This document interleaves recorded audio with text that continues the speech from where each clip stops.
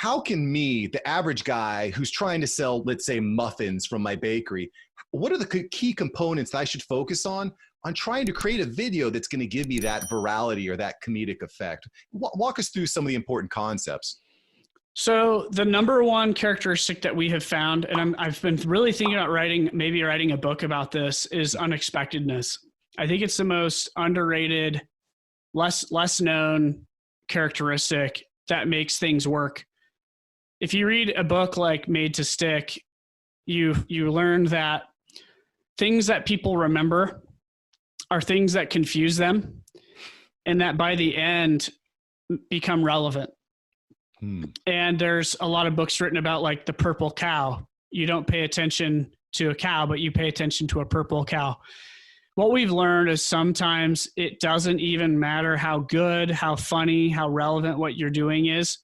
Sometimes it's just the randomness of it is what gets people's attention, to where there's no reference to what this thing is. And we've gone back and looked at our most successful ads. They all have a huge sense of randomness to them.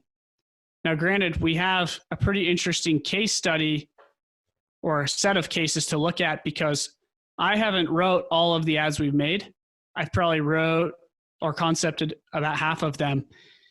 And I'm a very random person. I was on Ritalin until college. It's just part of my personality.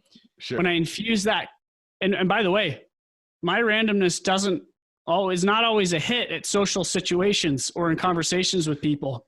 It's often so left field that they're just like, what? And it's like, this guy's weird. I don't understand what he's talking about. He doesn't fit into my like keeping up with the Joneses box that I've created for myself. He's not obeying the social cues that I like to obey. Right?